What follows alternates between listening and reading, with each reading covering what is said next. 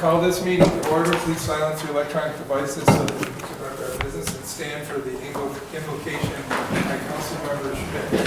Thank you, Council President. Please join me in the Lord's Prayer. Our Father, who art in heaven, hallowed be thy name.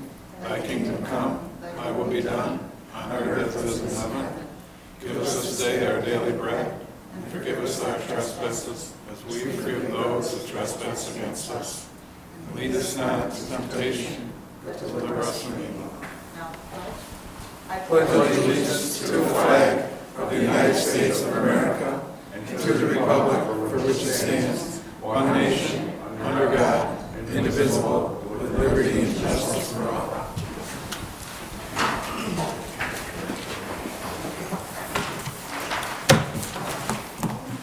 Public comments? All speakers should have signed up in advance with the city clerk. Each speaker will please use the podium. Please state your name and address before beginning your statement. Each speaker will be limited to 5 minutes. Please address your comments to the chair. Council will not engage in debate with the speaker. On the first bell, that means you have 30 seconds left. Please wrap it up because on the second bell, we'll have to stop you. Joanne Nottingham.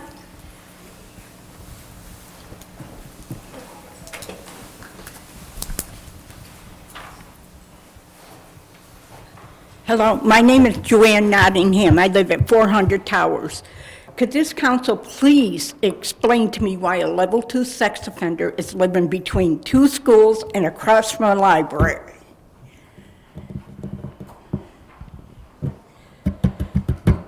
We're not gonna, you just speak and then we'll comment after you're done. Oh, I'm done. So can you give me some more information, please? Like, where is this, what address? He lives at 20 Ross Street.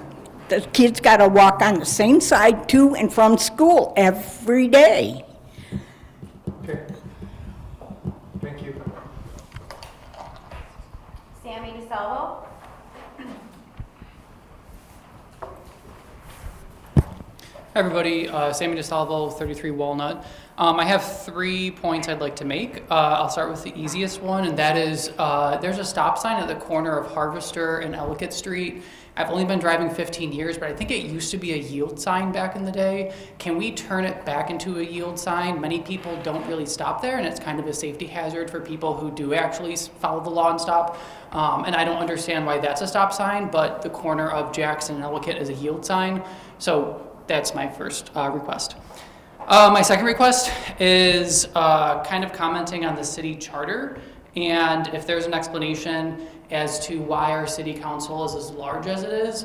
We have about 15,000 people, and we have 9 members on our council that we pay to do a job, and places like North Tonawanda that have double our population have half of our number of council members. And I'm just wondering why we require so many, and if we can make our council reflect more the population of Batavia and maybe reduce the size to an appropriate number. My third comment is something I spoke about 2 months ago, and that is regarding the sale of the plot of land behind the ice rink. There's 3 strips of land. As a quick recap, that belong to the town, the city, and the county. I believe the town has already sold their property to some organization locally, and on October 6th, the Batavia City Council, or the Batavia City Facebook page posted an aerial view of Batavia highlighting Creek Park, the marketing rate residential site for a condo cottage neighborhood development behind the McCarthy Ice Arena. And this is kind of what I was going back to last time, that I would like council to think about not selling that plot of land and turning it and developing it into something that more of the community can use. We live on a creek in town, and there's really no public place along the creek that is safe to go on, except for behind the courthouse, where there's that nice little park, I believe for one of the wars in the past. And this could be a continuation of that, or developing it into something else other than more market rate housing.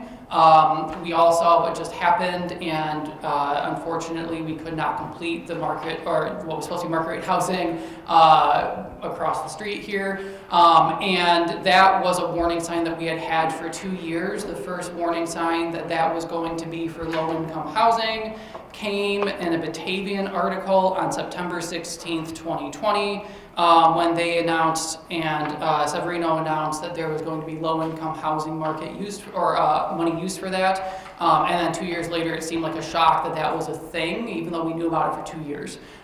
So I would like council to reconsider selling that plot of land, or if you do sell it, restrict somehow in the sale, the use of that for any kind of housing whatsoever. Turn it back to something the community can use. If you look on the Facebook post, which is a barometer for how the community feels, there were approximately 9 or 10 comments. There were two comments, let's not do this. One, reuse old spaces for what this is being proposed for. Somebody said do it better than what was done with Severino, have some kind of prevention. A couple people were neutral. Somebody said get upscale housing. Somebody said to finish the LK one first. Somebody said what happened to the outdoor ice rink idea that was proposed about 1.5 years ago and then seemed to just be forgotten about. And that was extending the ice rink and building essentially a second rink / indoor basketball, lacrosse, etc. field, and trying to market that. And then people were just saying, why are you continuing to push the housing? So all of that is public stuff. You guys can all go look and research as you're considering selling that plot of land to whatever local org is going to be doing that. So just quick recap, the yield sign, the plot of land along the creek, and then the council numbers. Thank you. Any response? Gino. Go ahead. As far as that question of was it a yield sign on Harvester, it was. For many years it was a yield sign. I think when I say recently, relatively speaking, maybe in the last few years, and the police department would be able to clarify that was changed to a stop sign. Not sure if that was a city decision or if that was a state requirement there because we're feeding into a state highway. I don't know, but I would be interested in finding out why that was changed to a stop sign. I don't think it really matters if it's a stop sign or a yield sign, other than Sammy's concern about a safety issue. I don't know what the safety issue would be there. I mean, a stop sign, yield sign, I would think maybe is probably worse, but he's right, we do have that on Jackson Street as well. So I'd be interested in finding out why that was changed and who changed it. It'd be just interesting to know why. As far as his comment about the number of council people, I would imagine this goes back to when we split the city up into wards, and the wards were split up into districts. At some point in time, our forefathers split it up into, council person per ward kind of thing, and then 3 at-large positions. I don't know who's responsible for that. As far as the public's concern about pay, I would be interested to see how these other council people are paid, because I know these council people here don't get paid very much per year to do this, and at one time this was a completely volunteer position. And way back in my dad's day, when he was a council person, I think is when they initiated a small stipend to give some incentive for good people to serve. And we, it's public knowledge, we are paid $5,000 a year per council person to do what we do, which is actually a ridiculous amount. And the council president gets more, $7,000 or $8,000, I'm not sure exactly, but somewhere in that neighborhood. We don't even think about it because it doesn't affect our income. We don't do this to live on that money, obviously. So it would be interesting, Sammy, to find out these other locales that you referred to. I would be interested in finding out exactly what they get paid. So more people is always a better representation with the amount of wards and districts that we have here in the city. I wouldn't want to ever see it reduced. I think our city is well represented the way we have our wards split up. And if it continues to be a very low-paying position, I don't think we have to worry about the amount of money that we're spending to represent the entire population of the city of Batavia. Batavia. Just a thought there. As you were saying that, I was thinking back, I wonder, you're right, who decided that there should be, these wards and a representative from each ward? And that would be interesting. The historian would probably be able to tell us more about that. Now you got me thinking. Now I got to find time to research this. But like I say, I'm not concerned about the amount of money that we're spending to give these stipends to the council people to serve. I would actually like to see that go up. And I'm leaving council at the end of the year, but I'd still like to see the people that continue to run our city getting paid much more than they get to make the decisions that they kind of make. So, thank you. Anyone else? I'd like to respond to Joanne Nottingham. We'll certainly look into that, about that person who's a sex offender living on Ross Street, what his status is. As he registered, I'm sure Yes, he is. the police could look into that for us, and Well, there if they may didn't do or may anything not for be a me, remedy, I mean, because the state a lot of times ties our hands. well, the Batavia Middle School was not even notified. Well, we're going to look into it and we'll see if we can get back to you. Okay. But just so you're aware, we've had a similar incident where a person was living right next to a park, and he had every right to be there, and there was nothing we could do about it. And as long as he behaved himself, then he was allowed to stay there. And obviously, if there's some activity going on, then the police should be contacted and looked into. But just living there, there might be very little we're able to do, because he has a right to have housing, and we can't just move people around, and they have a right to live where they want to live, within reason, and we're going to look into it. We'll look into it. As far as the stop sign, it's been that way as long as I can remember. I travel through there pretty much every day. So at least the last 10 years, I would argue. I think if I would have had to guess, I would say when they redid Ellicott Street and narrowed it down from 4 lanes to 2 lanes, I think that's probably when they adjusted all that.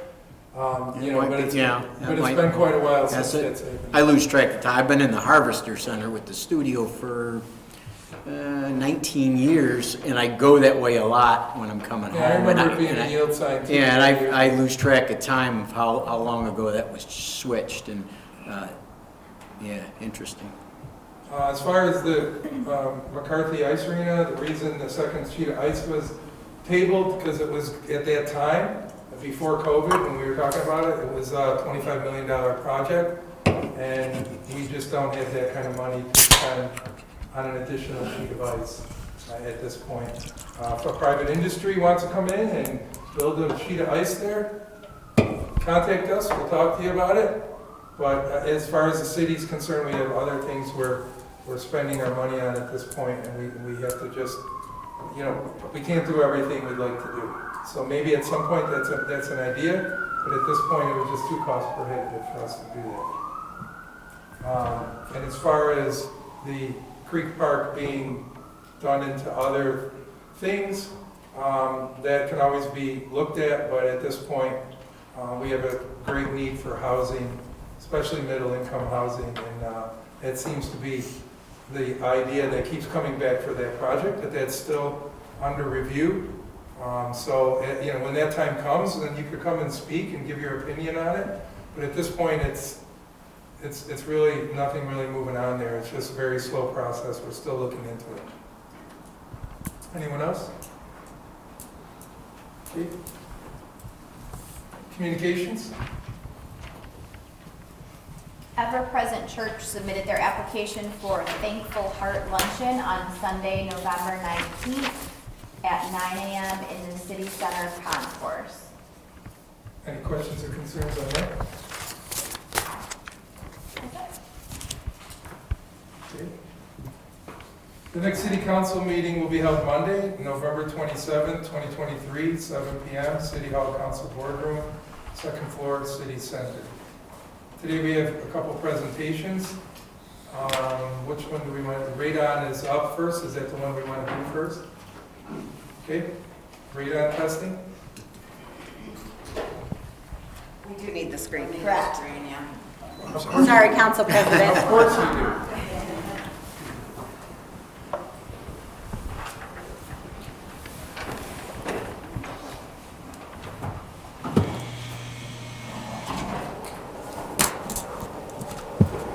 We're kicking you right out of your seats. There you go. We are.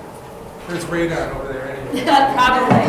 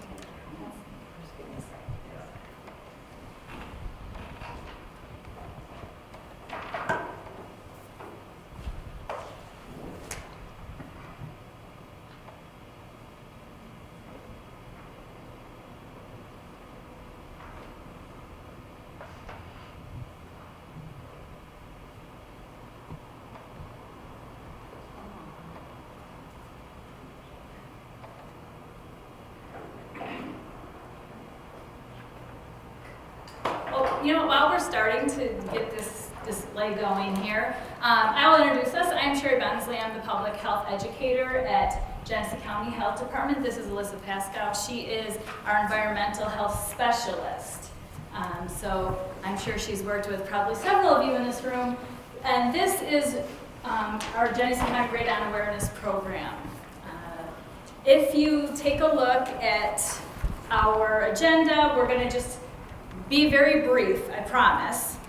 We're going to talk about the grant itself, what is radon, radon and lung cancer, and we're going to give you some local radon levels, and then talk about some of the grant objectives that we are currently doing. So in 2022, we received the New York State Indoor Radon Grant due to the high radon levels in both basement and first floor housing in Genesee County. The award was $10,000 for 5 years. And you'll see what the overall goal is to increase public awareness about the risks and health hazards of radon, while also advocating for policy change that will reduce the risk of radon exposure to Genesee County residents. So when we talk about what radon really is an inert, colorless, odorless, tasteless gas, okay? It is radioactive. It's produced by the decay of uranium in the soil, rock, and water, and it is a carcinogen.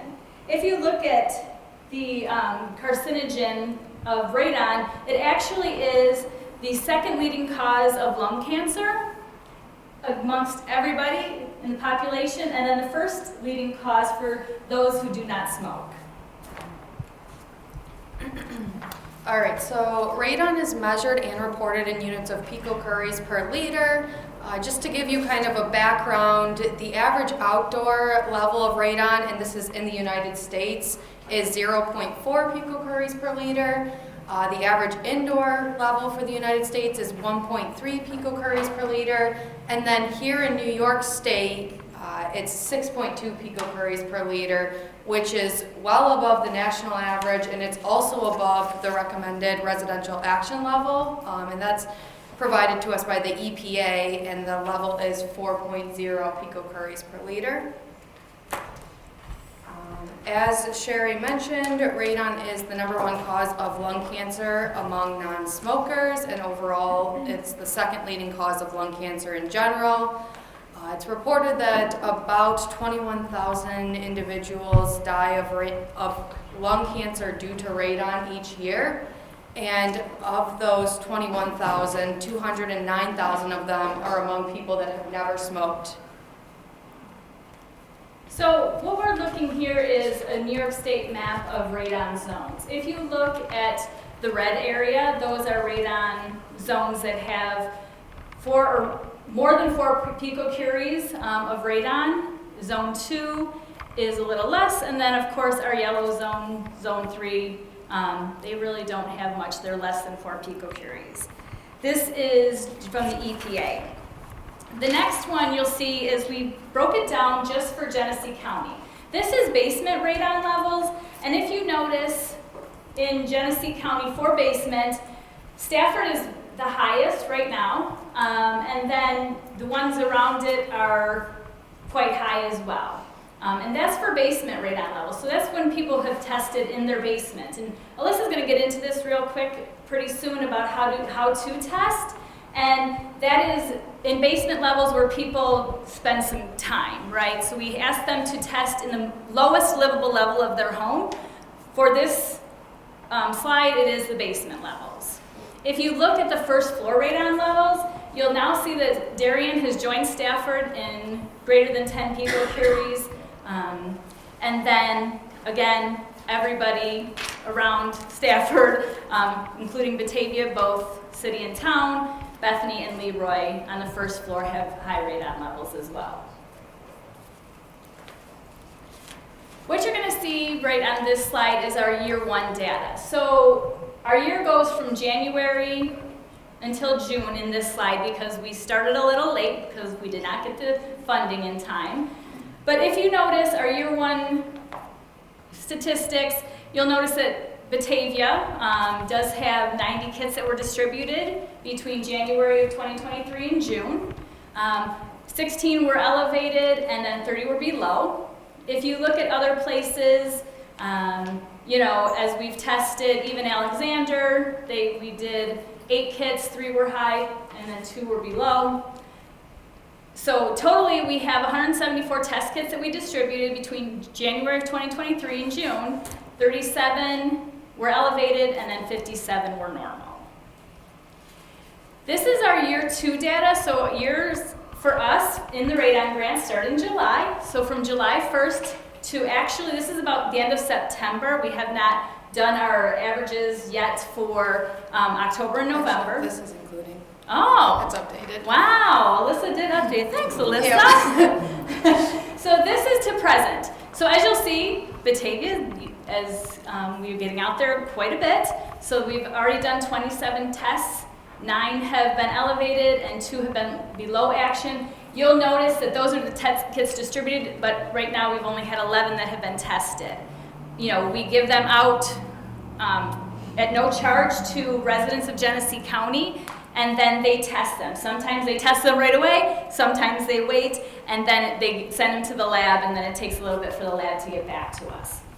So right now we have distributed 73 kits, 23 have been elevated, and 10 have been below the action level.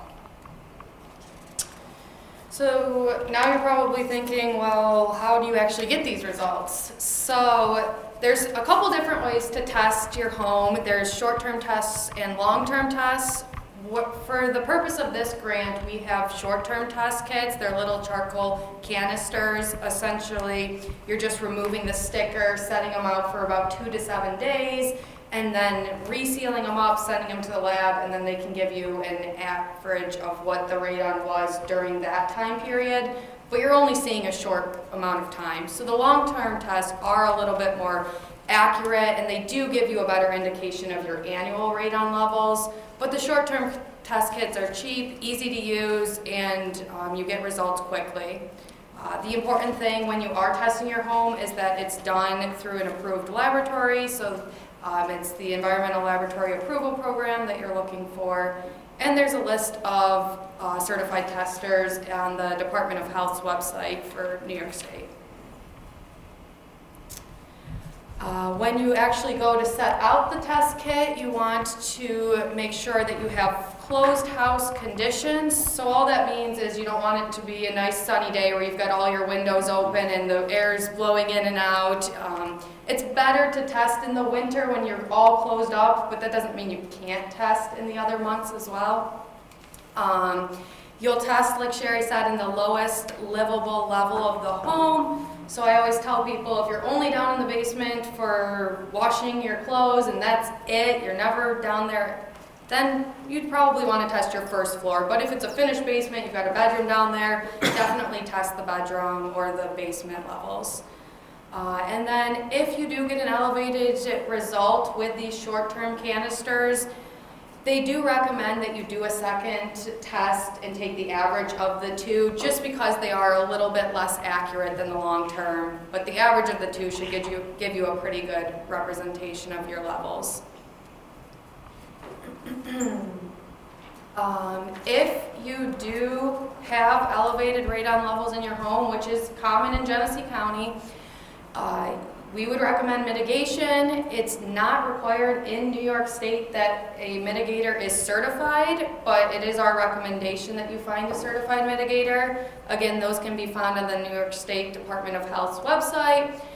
When you're talking with someone that's going to do the mitigation, we recommend that you check their references, ensure that they're able to guarantee that they can reduce your radon levels for you, and also obtain several estimates, call around.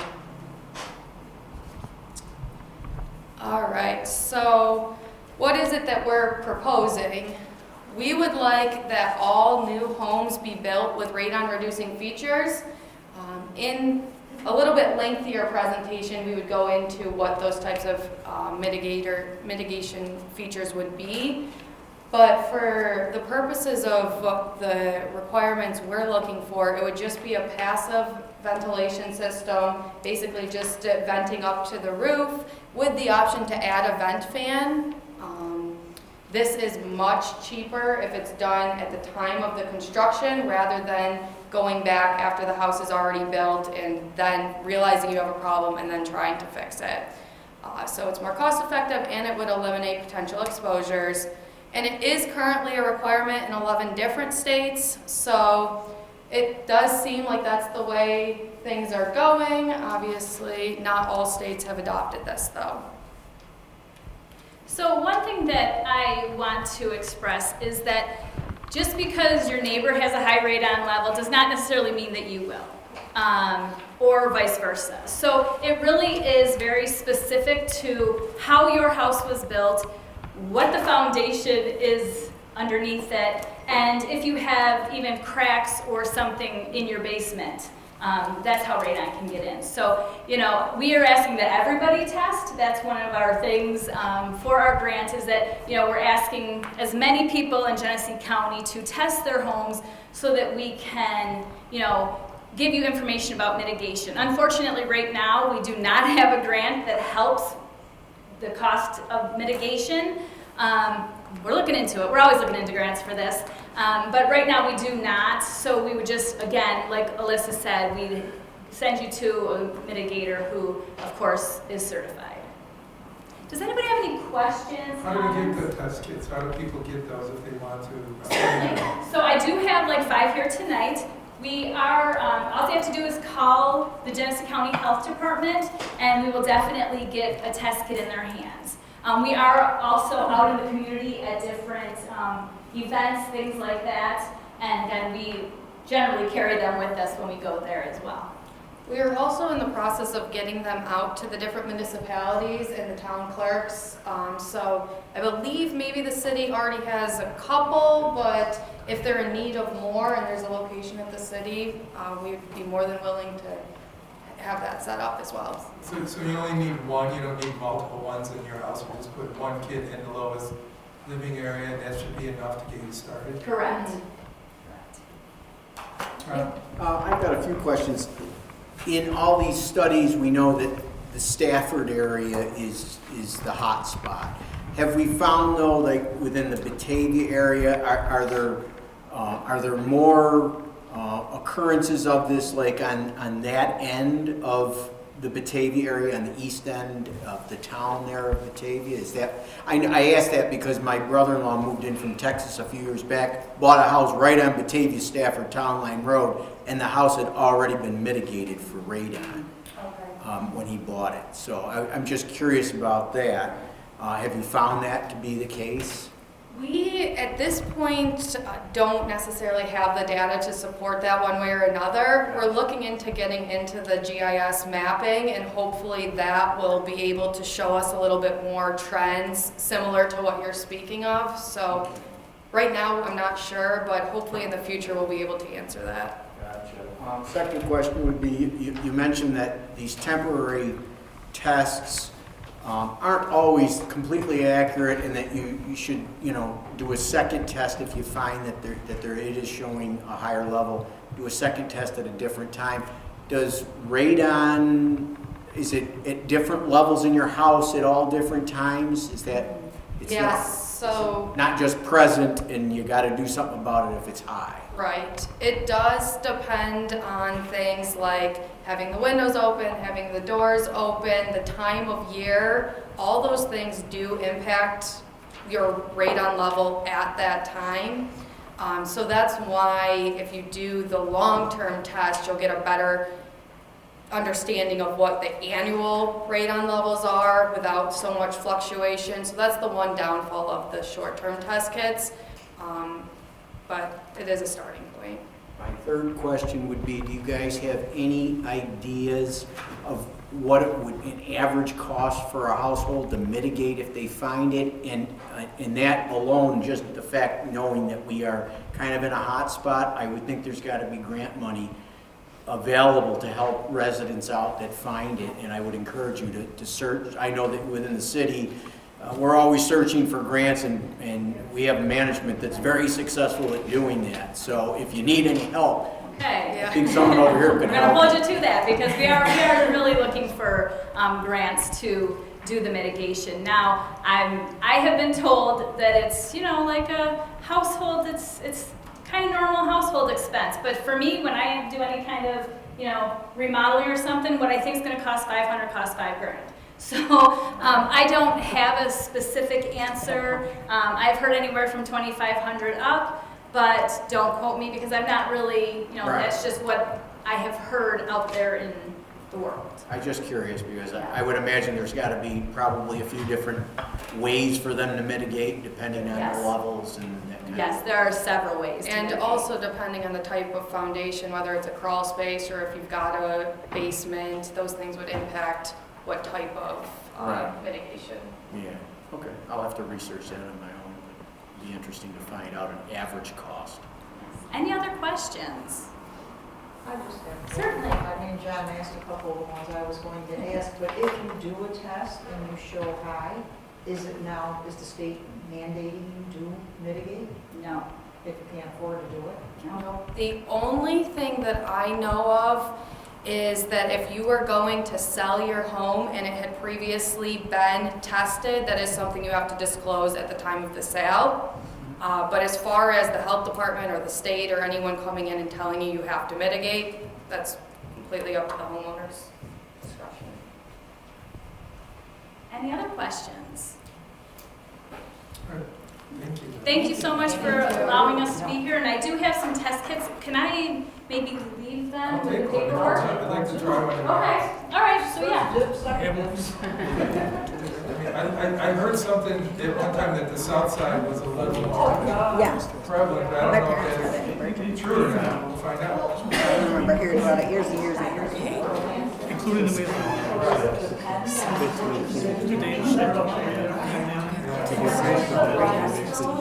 Pushing it back out. Otherwise, if you do active, you put it impacts. so it's the same as the bits. Is this the geography of what's underneath? It's what's in the land, it's what's under the ground. Look at my inspection If report. it's now. porous or if it's solid, yeah. What my level was. Yeah. Oh, no, Did here. that? Yeah, I don't think mine was. You never know. Make a funny joke. Just like the right hand is all you have to worry about.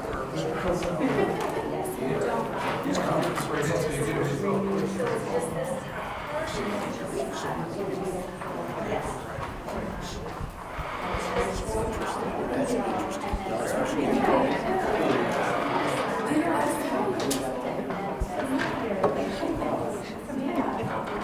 Anybody, any other takers? We do have a Thank you again. Yes, Mama? Okay. If that's not the gap, If everyone's taken one, I'll take one. If they're all gone. You'll just let you go. And we do have some great chip clips back here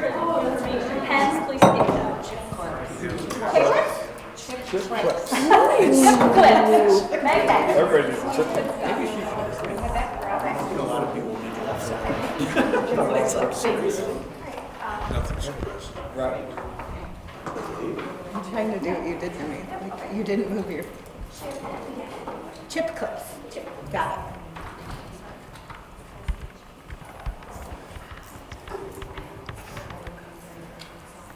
So, sorry, what else is there? Is that you? Okay, go ahead. Thank you. Good evening, Council. Thank you for giving the BDC time on your agenda this evening. In 2022, the BDC received grant funding from an application made to the Housing Trust Fund Corporation for a New York Main Street grant, not New York State, New York Main Street Technical Assistance Grant. This grant award was to procure services to complete a reuse analysis on the Brisbane Mansion. So the Brisbane Mansion, as you can see on the screen, is 10 West Main Street. It was the original home of George Brisbane. In 1917, the city of Batavia purchased the Brisbane Mansion with Austin Park, and up to 2004, it was the home of City Hall until we moved into this beautiful facility here, and we now know this as the Batavia Police Department. So I invite this evening Rick Hauser and Larissa Reynolds from Insight Architecture. They actually completed the reuse analysis, so they're going to do the presentation of this fantastic report this evening for you.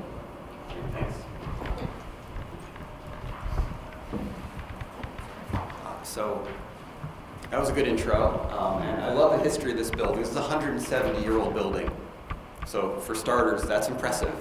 And after George Brisbane lived in it, he left in around 1892, and it sat vacant for 25 years. And the city council in 1917's first plan when they acquired it was to raise it and cart it away because of the condition it was in. But instead, they made a pretty different choice to renovate it and with care to its historic character, and you see the result today. So it's a gem.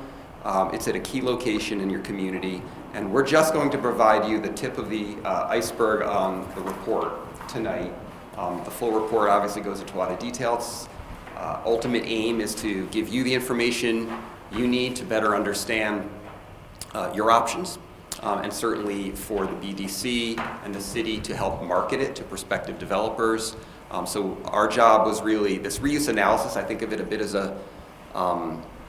it tries to do a lot of things, like a preliminary look at a variety of variables from concept to condition report, site parameters, building code implications, rehabilitation costs, and then the financial parameters. So it's not a deep dive in any one of those, which could be very much a next step by an interested party. This is really meant to provide a snapshot overall, and as a result maybe make some recommendations and to highlight some opportunities. So with that, the table of contents is above you. That gives you a better sense of the report in total, and we're going to just hit on a few of the things. There's a deep appendix with a lot of different options we looked at the beginning. I think one of the things that came to us pretty clearly was that Brisbane Mansion's not being put to its highest best use right now. The city has suboptimal police function there. Main Street's not really benefiting from the property's potential foot traffic and storied history, and then the property itself really requires a viable business plan to justify the generational investment that's now again required to sustain it hopefully for the next 100 years. So after looking at many of those options, the city and the BDC's preferred direction is to pursue the creation of residential units, either long-term apartments, or if we can find the right developer, management, and skill set, the other option would be short-term hotel units. And we can talk about that a little bit more. But you have a copy of that executive summary in front of you. This is really just another sheet you'll find that we gave you to talk about the site itself. And I don't think I'll go into much detail about it. I certainly can't see much on the screen there, but it's an interesting location. It's a civic location, it's a commercial location, it's a residential location. It kind of exists at this nexus in your city. It's pretty unique. It's very busy and commercial on one side. It's very quiet and residential on the other with lots of green space. It's really magnificent. It has off-street parking that could be coordinated with any subdivision and sale. So it has that aspect to it. It can be tied in with the uses that are around it. Highly visible, highly historic, walking distance to your downtown. It hits a lot of marks, and these are important marks. So that's what's studied there. On the right, and probably impossible for you to see, but if you've ever walked in there, you will know this, is it was built in pieces. So in the 60s, a big addition was put on the back. As a result, it has a lot of levels. So that makes it an interesting study, and that was one of the things we were looking for. How do you work with the bones of an old building? It's got thick walls, it's got lots of structural load-bearing walls you don't want to mess with. It's going to drive up costs and take away from the historic integrity. So how do you work with that? What are the kinds of uses that make sense for that? You can't create a banquet hall, for example, because you'd have to knock the whole thing open. So what are the uses that really fit well into those spaces of a former residence? Well, residential maybe isn't the biggest surprise to be one or two of those options. You've certainly seen it as office space. You've seen it in other civic functions. But we went the route of exploring some of these options that maybe have the best opportunity for a developer to make for a profitable project. So that's what you're going to find in the executive summary, is those two reports and options. And of those, the first is 11 market rate apartments is one of the options. The design challenges here, in our view, have to do with what can you do here and still retain the historic integrity of this mansion. And one of the reasons to do that is it's a terrific selling point. So you're creating gorgeous apartments, or you're creating hotel rooms in a very unique property. So you want to maintain that uniqueness. Secondly, the building's individually listed on the National Register of Historic Places. So working with historic preservation tax credits is almost an essential part of a business plan. Because for a project, say up to $2.5 million right now, you can get 50% of the cost of the project back in the form of income tax credits. 30% from the state, which is a refundable tax credit. So that's literally a check back to you after the building's put into service, and the federal tax credit, which can come over a number of years.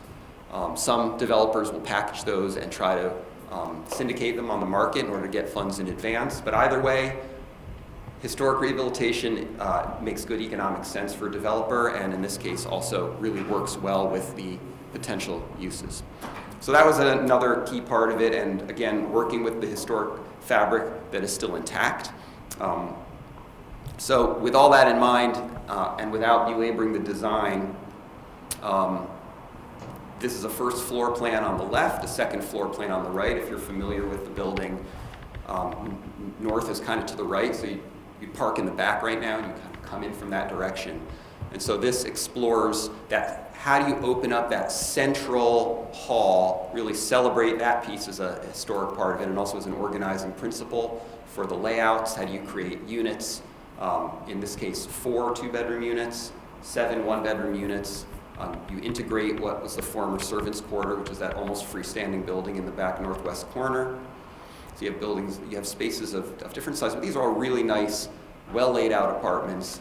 Again, this isn't final architectural plans, but it's meant to show possibilities. It's meant to show to a potential developer, this really works. These are all, you can see the square footage on your handout or up above if you've got really good eyesight. 700, 800, 900, even closing in on 1,000 square feet for some of these units. So these are great opportunities, tall ceilings, great public space in a historic building. Converting the buildings to apartments has an advantage of not requiring it to have an accessible route to all the units. You need some accessible units, but so you have opportunities to add an internal ramp along the north corridor that would allow for first floor units to be accessible, but a full-fledged elevator in an option like this, not required. So that's kind of something in one column as a developer's thinking about their options as well, because cost is a big factor. There's a lot to renovate on this building.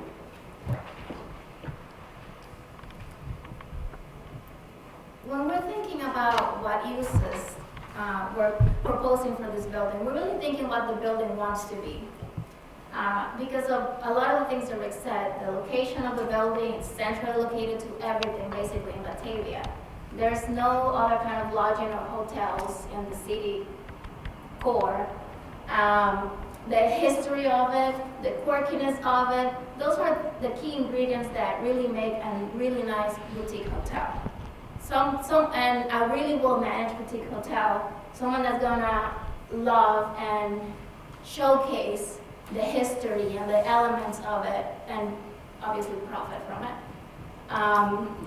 is what we're looking for. So in this option, we're proposing 7 micro units and 9 deluxe units.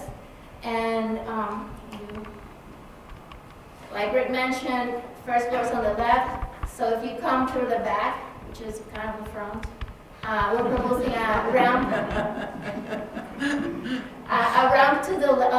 on your right, because unlike residential hotels do require some accessibility. So we're proposing the first floor to be accessible and let the upper floors be non-accessible.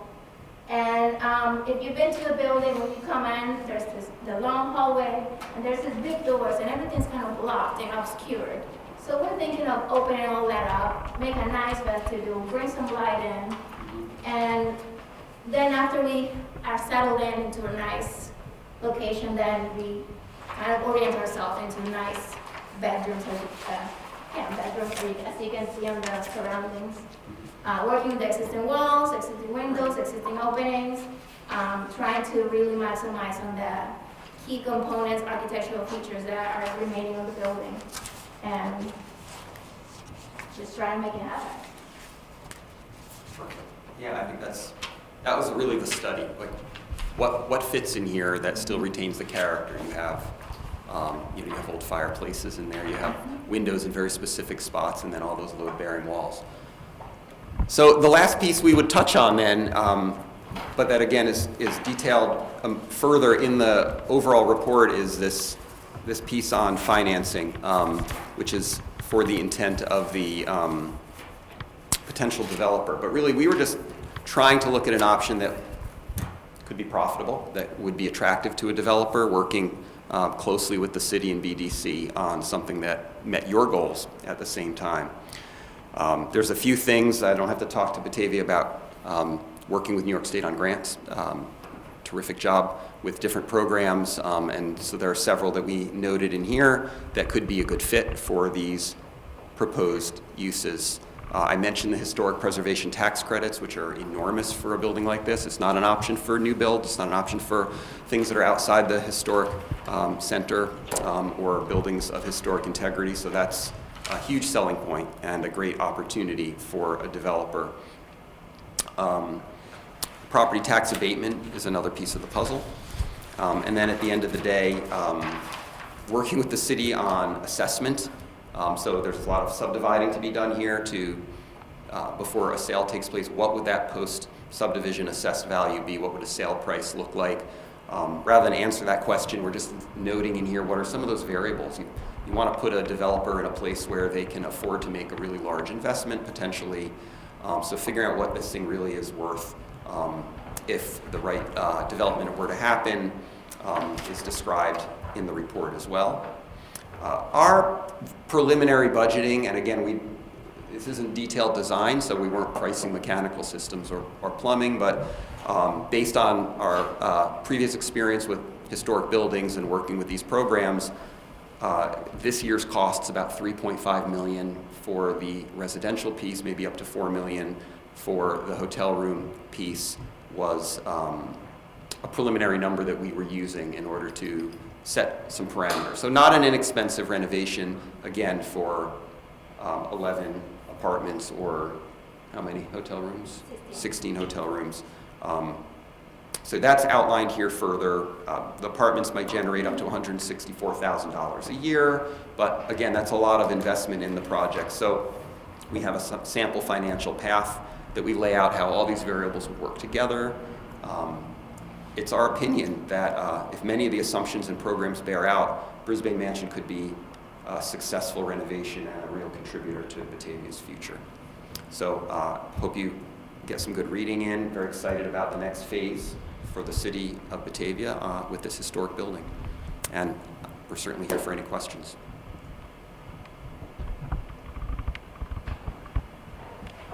I don't have that slide that says questions.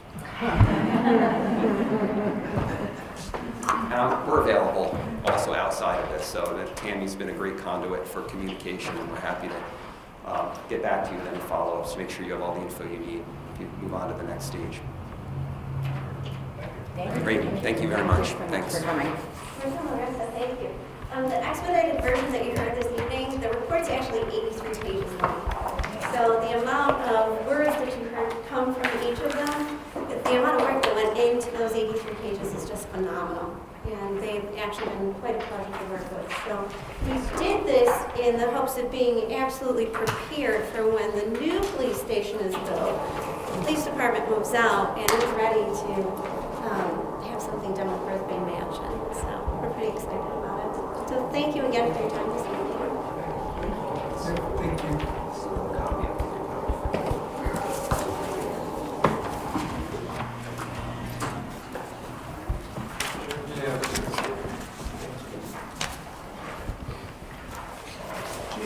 Question. This would probably go out to our management team. Has anybody up until this point expressed interest in it, knowing that we're building a new police station and that building will be available? Have we gotten any inquiries at all? We have. Okay.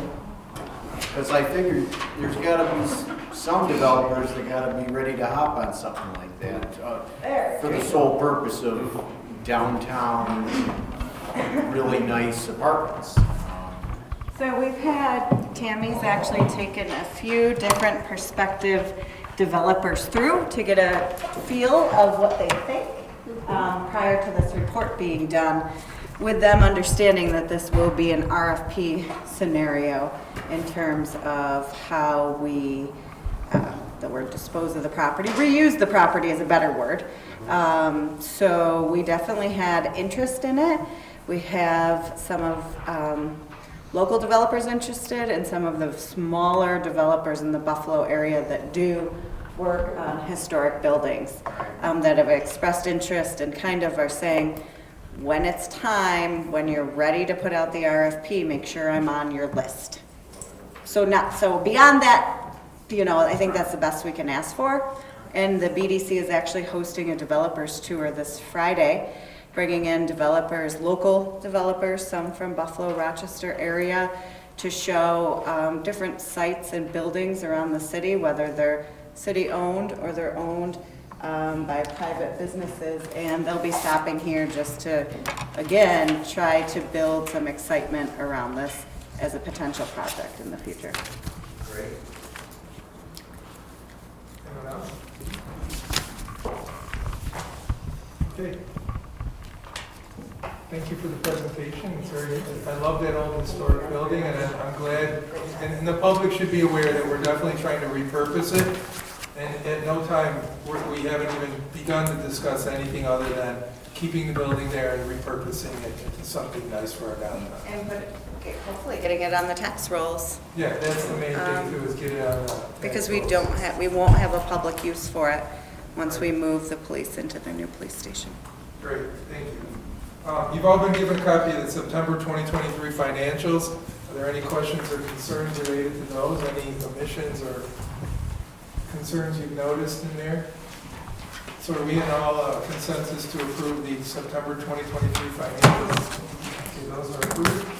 The October 23 minutes are also in your packet. Any questions or concerns on those? So are we in consensus to approve the October 23 minutes? We only have two agenda items today.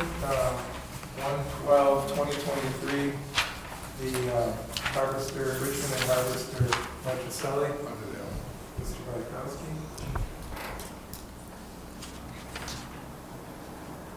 And the 113, we're scheduling the public hearing for the bid district plan. Ms. Schmidt.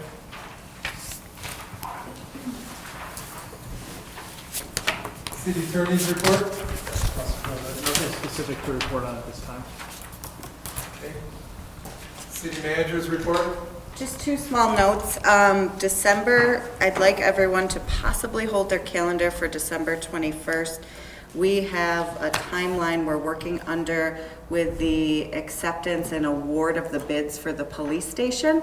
Because we don't have that second meeting in December, we might not be quite ready by the first meeting, and I want to have enough time for our architects and our owner's rep to review those bids, so we may need to call a special meeting on or around the 21st of December. So I'd like to just let everyone know about that in advance. And then the second note is that the revenue work group has met 3 times, 4 times? 3 or 4 times so far, and they've kind of talked about different ideas that they'd like to bring forward to council. So I'm working on getting them a kind of draft report that then they'll meet again and mark up. So hopefully by January, they'll be able to talk about other ways to look at revenue here in the city that we can explore. And I'd just like to say, I don't think there's any city doing this across the state like we are. There's no other reports out there that I've come across that says that our city's getting together and looking at different ways to generate revenue as a whole. So just want to thank everyone for their time and serving on that. And that's all. Rachel, just to be clear, we had some speakers today, and are you gonna, can you please have staff look into the stop sign just more out of curiosity? I don't think there's much we can do about it, but maybe it was erroneously put up and maybe there's supposed to be a yield sign there. Secondly, can you get back to the lady who spoke on Ross Street and maybe clarify or give her some explanation as to what our situation is on that, after we look into it, of course. Yeah, I mean, I can have our police chief do that. I think it's definitely well within the concerning, wheelhouse. but I'm not sure there's any options for us, but it should be at least looked into if we could do that. Absolutely. Just wanted to make sure that we were saying that, but and now I'd like to ask you to make sure we can get it done. Will do. Thank you. Anyone else have any questions for the city manager or the city attorney on their reports? Unfinished business. Okay, resolution 112, 2023, Mr. Bayakowski, please. Thank you, Mr. President. I move a resolution authorizing an agreement with New York State Department of Transportation for supplemental agreement, Marchicelli portion of design and construction associated with the rehabilitation of Richmond Avenue and Harvester Avenue. Something about it? Mr. Richmond?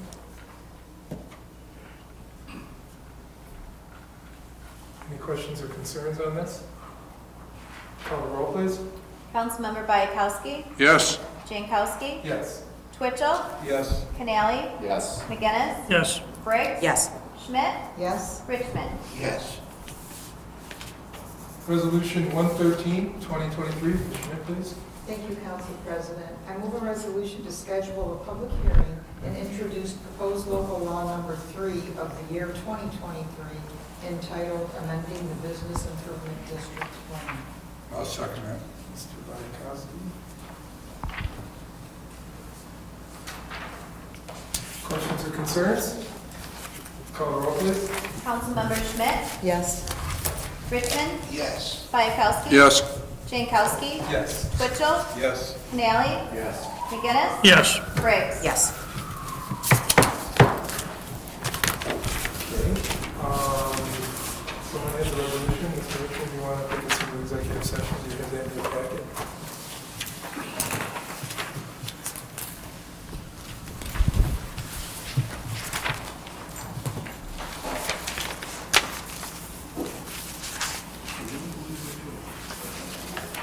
Page 127.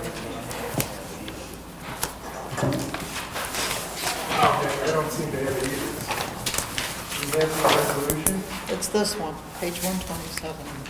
Can you read it back? Oh, yeah. Okay. If I had it, I would read it. I don't know if my... Okay. We really had it, we just weren't admitting it. Yeah, you That's the guys, local law. I got We y'all. need the resolution. I got y'all now. Whereas Article 7, Section 105(1)D of the Public Officers Law permits the legislative body of a municipality to enter into executive session to discuss proposed pending or current litigation. Whereas Article 7, Section 105(1)H of the Public Officers Law permits the legislative body of a municipality to enter into executive session to discuss the proposed acquisition, sale, or lease of real property, or the proposed acquisition of securities or sale of exchange of securities held by such public body, but only when publicity would substantially affect the value thereof. Whereas Article 7, Section 105(1)F of the Public Officers Law permits the legislative body of a municipality to enter into executive session to discuss the medical, financial, credit, or employment history of a particular person or corporation, or matters leading to the appointment, employment, promotion, demotion, discipline, suspension, dismissal, or removal of a particular person. Just hold up. I think you're reading the executive session from the last meeting in the minutes, because we're not going in, we're only doing employment matters, and we only need to do that part of it. I don't have that. None of us We don't have have that resolution in our packet. If we could somehow get the proper resolution so we can read it. Council President, to the extent that the motion is made as it relates to employment matters, that portion of the motion was already made. I would suggest that you don't need to go into the other elements. Okay, so that part was the first section of what you read. Just to be clear, we're only discussing read the employment matters, nothing else, and no real property or any of that. And I apologize for not having it in my packet. I don't know. So I read that whole thing. Well, you only read part of it. I stopped. I only needed one part of it. The one sentence. You did a great job. I made the same mistake, because when I looked at it today, I thought, I just looked at executive session, and I didn't realize it was the tail end of the minutes from the last approval. So You did a great job. I got fooled too. So, seconded by Mr. McGinnis. Call the roll, please. Councilmember Schmidt? Yes. Richmond? Yes. Bayakowski? Yes. Jankowski? Yes. Mitchell? Yes. Nally? Yes. McGinnis? Yes. Briggs? Yes.